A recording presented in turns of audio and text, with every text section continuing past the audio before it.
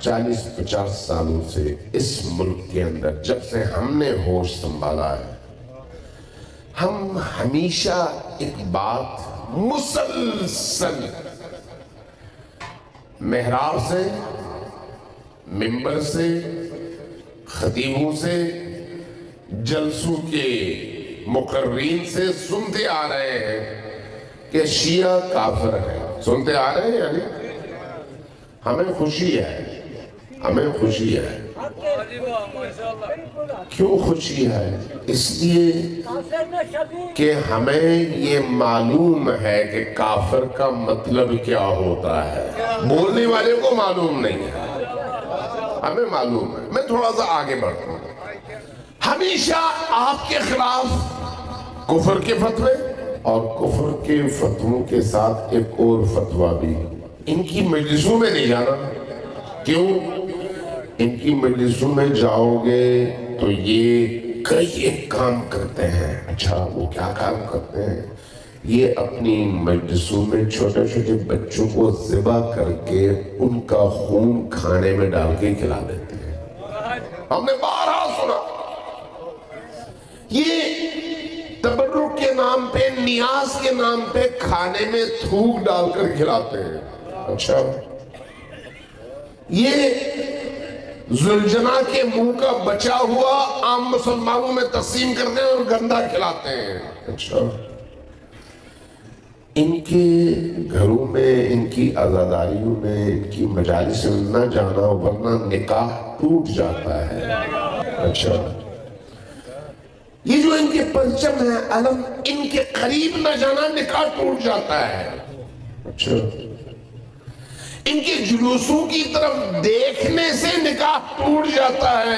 یہ جو سینہ کوبی کرتے ہیں اس سے، اس کو دیکھنے سے نکاح کو خطرہ پڑ جاتا ہے، اسے قریب نہ جانا۔ اچھا ان کے قرآن جو ہے وہ عجیب و غریب ہے۔ وہ کیسے ہے بھئی؟ وہ 40 پارے ہیں اس کے، 40 پارے، ہاں 40 پارے۔ ان کا قرآن جو ہے وہ پردہ غیب میں ہے، ابھی ہمارے پاس ہے ہی نہیں۔ اچھا میں چائنا گیا تھا تو وہاں پر تو یہاں تک پروپیگنڈا میں نے دیکھا۔ میں نے ان سے پوچھا، ہاں بھئی، ان سے مختلف موضوعات میں بات ہوئی۔ کہنے کہ آپ پاکستان سے ہیں، پاکستان میں کیسے لوگ ہیں؟ میں نے کہا وہاں پر مسلمان ہیں، شیعہ بھی ہیں، سنی بھی ہیں۔ جیسے ہی شیعہ کا نام سنا، ارے شیعہ بھی ہیں؟ میں نے کہا ہاں۔ تو کہا کہ ہم نے تو سنا ہے کہ ان کے لمبے لمبے کان ہوتے ہیں۔ انداز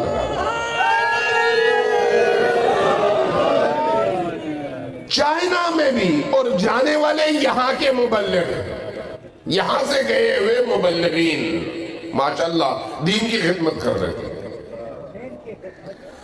اب سوال یہ ہے کہ یہ سارے پروپیگنڈے گزشتہ 40 سالوں سے جاری و ساری تھے۔ پتہ نہیں کتنے نکاح ٹوٹ گئے ہوں گے۔ نکاح ٹوٹنے کے باوجود انہوں نے تجدید نکاح نہ کیا ہوگا، اور اس کے نتیجے میں کتنی اولادیں ہوئی ہوں گی، اور ان اولادوں نے آج جو بازار گرم کیا ہوا ہے۔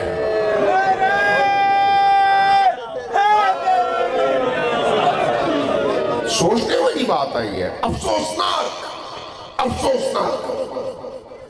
کیا دین اس کی اجازت دیتا ہے؟ قرآن اس کی اجازت دیتا ہے؟ لیکن ایسے ناسبی عناصر کو نہ قرآن کی پرواہ ہے نہ دین کی پرواہ ہے۔ جو لوگ قرآن کو نیزو پر اٹھا کر آ سکتے ہیں میدان میں، وہ قرآن کو سروں پر رکھ کر جھوٹ بھی بول سکتے ہیں۔ یہی کچھ ہوتا رہا، یہی کچھ ہوتا رہا۔ اکثر سوچتا تھا کیسے ان کا ضمیر گوارا کرتا ہے کہ اس طرح سے جھوٹ پہ جھوٹ پہ جھوٹ پہ جھوٹ بولتے رہے۔ پھر جب میں نے تاریخ پڑھی تو سمجھ آ گئی کہ جہاں پر ضمیر نہ ہو وہاں پر گوارا کرنے والی بات بھی نہیں آئی۔ جب ضمیر ہی نہیں آئی، تاریخ کہتی ہے کہ رسول خدا نے جب توحید کی دعوت دی، مکہ میں آپ چند صحابیوں کے ساتھ تھے تو ابو جہل تھا، ابو لہب تھا، ابو سفیان تھا ابتدائے اسلام میں. تو رسول خدا کے خلاف یہ جو گروہ تھا سرداران شرک کا، یہ جو بھی باہر سے آنے والا بندہ ہوتا اس سے کہتا اس کے قریب نہ جانا، وہ جادوگر ہے، کیوں قریب نہ جانا؟ اسی لیے تم جاؤ گے تو وہ ایسی باتیں کرے گا جس سے تمہارا ذہن متاثر ہوگا اور تم اس کے جادو میں آ جاؤ گے. ہم تمہیں بچانا چاہتے ہیں تو میں کیا کروں؟ اپنے کانوں میں روئی ٹھوس لو. روئی ٹھوسو گے تو اس کی بات نہیں سنو گے، جب بات نہیں سنو گے تو بچ جاؤ گے. بہت سارے صحابہ ایسے ہیں جنہوں نے کانوں میں روئی ٹھوسی لیکن بعد میں سوچا کہ نہیں، مجھ میں سمجھ بوجھ ہے، مجھے عقل ہے، میں کان میں روئی ٹھوس کر کیوں جا رہا ہوں؟ میں نکال لیتا ہوں، سنتا ہوں، اگر کوئی بات غلط ہے تو میں سمجھ جاؤں گا غلط ہے، صحیح ہے تو پھر کہہ دوں گا صحیح ہے. اور جس نے نبی کی صحبت اختیار کی، کانوں سے روئیاں نکال کر اختیار کی، ڈال کر نہیں. جو بھی صحابی بننے کی سعادت پا سکا اس نے کانوں میں روئیاں نہیں ڈالی، نکالی تو تب وہ صحابی بن سکا. آج بھی وہی پروپیگنڈا مشرکین قریش والا، سننا نہیں، ملنا نہیں، دیکھنا نہیں، جانا نہیں، کھانا نہیں، سبیل پینا نہیں، ہر چیز نہیں، بالکل کٹا ہو جاؤ. کیوں؟ کہیں ایسا نہ ہو کہ تم بھی گمراہ ہو جاؤ. اگر یہی گمراہی ہے تو اللہ کرے یہ گمراہی ہر روز بڑھتی جائے اور ہم اس کو اپنے سینے سے لگاتے چلے جائیں. ہم کیا کہتے ہیں؟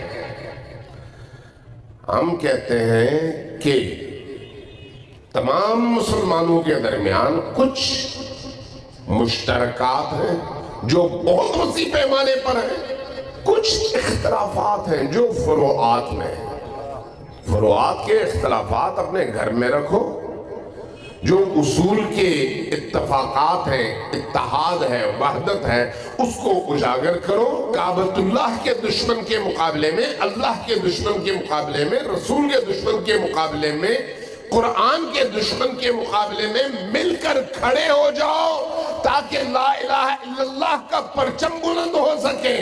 ملک کو بچاؤ تاکہ اسلام کا بول بالا ہو سکے.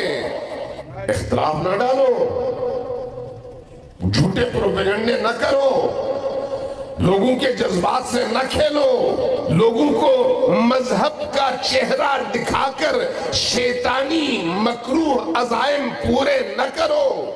اسلام کی تعلیمات کو چند ٹکوں کی خاطر بیچ کر اپنا پیٹ جہنم سے نہ بھرو. ہم یہ کہتے ہیں. چلے آؤ اے ابن مشکل کشا.